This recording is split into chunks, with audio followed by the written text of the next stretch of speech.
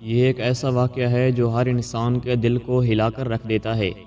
حضرت سیدنا میسرہ رحمۃ اللہ علیہ فرماتے ہیں، بنی اسرائیل میں ایک بہت عبادت گزار لکڑہارا تھا۔ اس کی بیوی بنی اسرائیل کی عورتوں میں سب سے زیادہ حسین و جمیل تھی۔ دونوں میاں بیوی ہنسی خوشی زندگی گزار رہے تھے۔ جب اس ملک کے بادشاہ کو لکڑہارے کی بیوی کی خبر ملی کہ وہ بہت ہی حسین و جمیل ہے، تو اس کے دل میں شیطانی خیال آیا اور اس نے تہیہ کر لیا کہ میں کسی بھی طرح اس عورت کو حاصل کر کے رہوں گا۔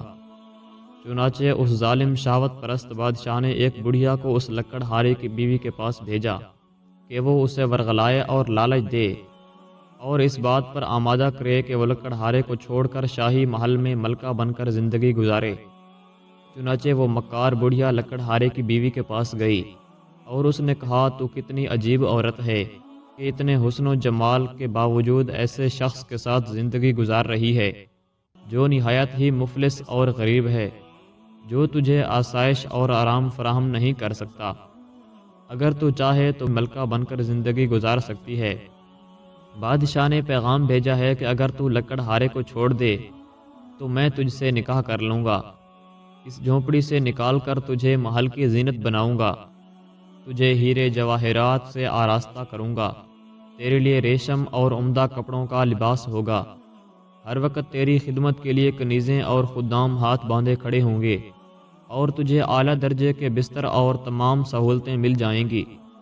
بس تو اس غریب لکڑہارے کو چھوڑ کر میرے پاس چلی آ۔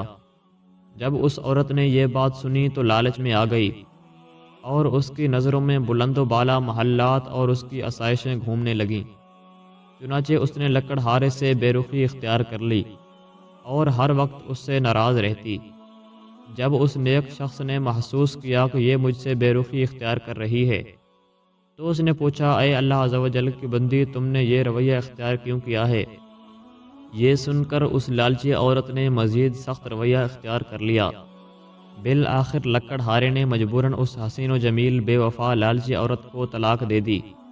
وہ خوشی سے بادشاہ کے پاس پہنچی۔ بادشاہ نے اسے دیکھا تو بہت ہی خوش ہوا اور اس نے فوراً ہی شادی کر لی۔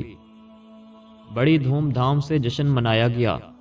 پھر جب بادشاہ اپنی نئی دلہن کے پاس حجرہ عروسی میں پہنچا اور پردہ ہٹایا تو یکدم بادشاہ بھی اندھا ہو گیا اور وہ عورت بھی اندھی ہو گئی۔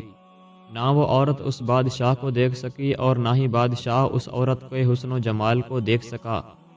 پھر بادشاہ نے اپنی دلہن کی طرف ہاتھ بڑھایا تاکہ اسے چھو سکے، لیکن اس کا ہاتھ خشک ہو گیا۔ پھر اس عورت نے بادشاہ کو چھونا چاہا تو اس کے ہاتھ بھی خشک ہو گئے۔ جب انہوں نے ایک دوسرے سے بات کرنا چاہی تو دونوں بہرے اور گنگے ہو گئے۔ ان کی شہوت بالکل ختم ہو گئی۔